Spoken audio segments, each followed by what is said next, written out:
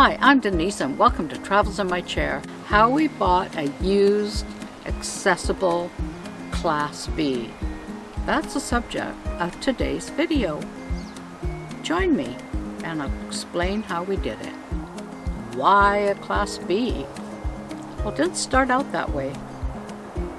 We had no knowledge of recreational vehicles at all. And look at things and go, oh, that looks nice. Or, oh, as Alan pointed out, look how skinny the doors are on that. You could never get in there with my walker or my wheelchair. I think he meant better have. Or look at how high that thing sits off the ground. There's no way you could get in that. It's not necessarily what you want, it's more in what you need. If you're getting older or you have mobility issues, you may find that what you're using now as a recreational vehicle is not suitable and possibly even safe.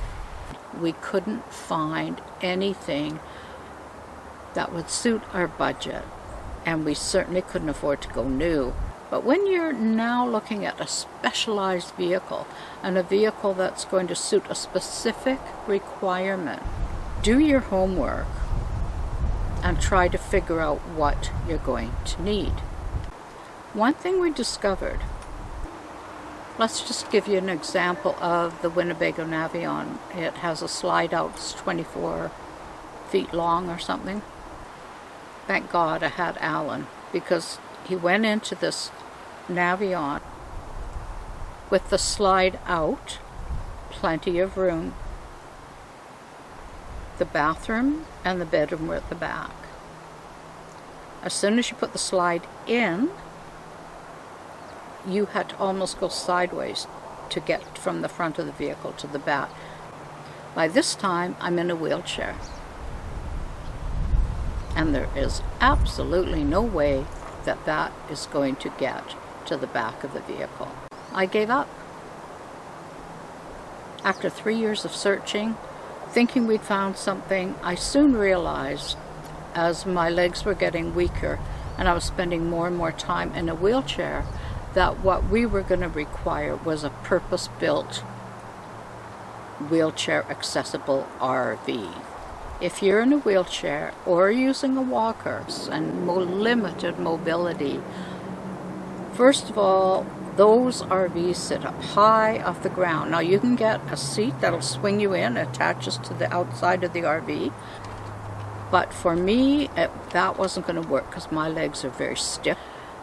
We needed something with a lift, and that also meant that the interior of the RV had to have been built for someone in a wheelchair so that there'd be no barriers.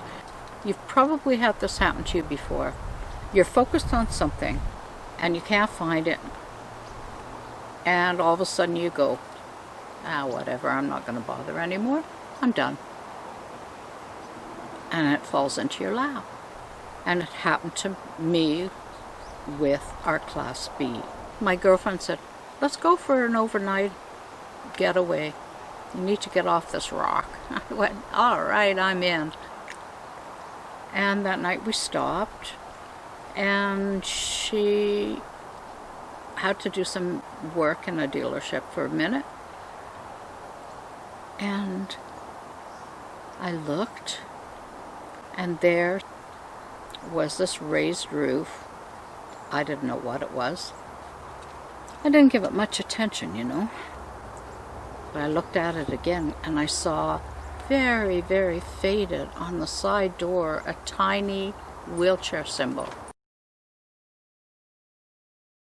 It was a 2002 leisure travel van built in Manitoba, Canada, 20 feet long, easily can handle a 6-foot person as a height. It's a wide body, 5.9 liter V8, Dodge 3500, purpose-built RV for someone in a wheelchair. It has a lift, that folds in on itself. And if you look at my video that I did when I did a tour of our RV, you'll get to see everything about it. It's what we never had thought of looking at. We actually thought it was going to be too small at 20 feet, and in fact, it's perfect for our needs, for the type of traveling that we do.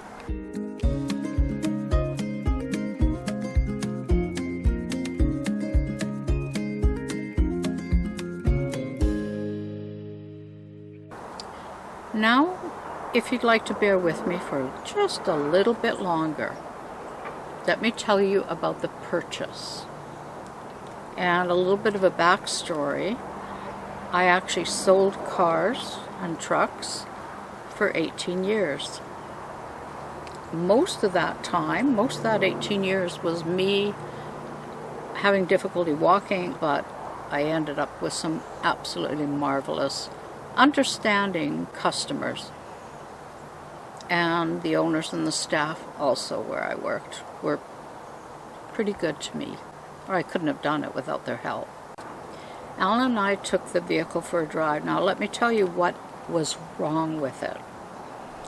When we first got inside it, there was about a dozen pine and lemon scented air fresheners hanging all over it. You'd think they could have taken them out. It stunk like stale cigarette smoke and must. So there was a leak somewhere. Red flags were going up all over the place. Don't buy this vehicle. We couldn't find the leak. I mean, it's a fiberglass one-piece unit. You knew we were going to buy it because it's kind of almost one of a kind. They were only made for a short period of time. In my years of selling vehicles, I've had some wonderful customers who's, over the years of dealing with them, have taught me things. And these are good lessons, I think. Whether you're buying a house, a car, truck, RV, it doesn't matter. This leisure travel van had 88,000 kilometers on it. At 100,000 kilometers, it would be due for its first tune-up and a transmission service. So these are the things I asked for when I put together the offer, and I believe they were asking $25,500. One of the things one of my customers told me is that when you're buying a vehicle, you want to buy it so that you know the dealership's going to make a bit of money, you know the salesperson's going to get some kind of commission, but you want the best deal that you can possibly get. When you're negotiating, you get to the point where you're stalemated. Neither party wants to go any further, and sometimes if you can take the focus away from the actual price of, in this case, the vehicle, you'll actually get, in the end, what you are wanting. I asked for the vehicle to have a full detail, which is a given, you know, really. The fan needed fixing. All 3 batteries needed replacing. The exhaust manifold needed to be done. And I'm also a firm believer in getting the safety inspection done at the dealership where you're buying the vehicle, so that if there's a problem, then you have a reason to be able to go back and get that problem taken care of. If they want your repeat business, they will take care of you. I said I wanted a complete safety inspection done, and of course the oil change and the transmission service. If there was any problems with the brakes, exhaust, anything like that, I wanted a written record of what they were doing, and they could call me and we would discuss what needed to be fixed. It took a couple of weeks to get all the work done. They had to get the propane recertified and have all the tanks checked. Everything looked good.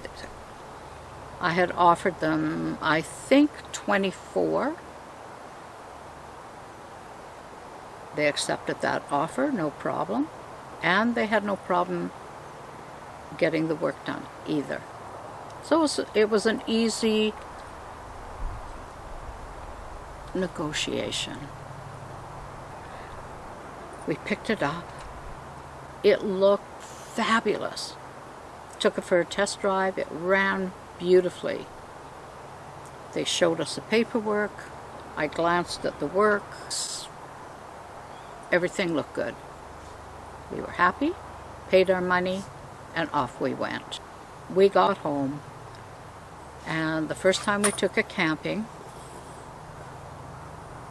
it was like nothing I've experienced in 20 years.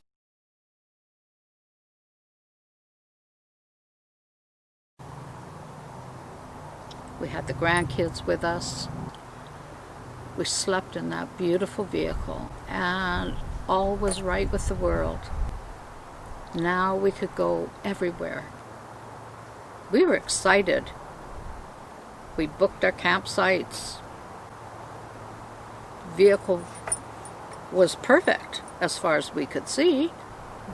We found out upon a lot of anxiety by Alan that the leak was actually coming from the refrigerator, the back of the refrigerator, where it had rattled loose on a rough road.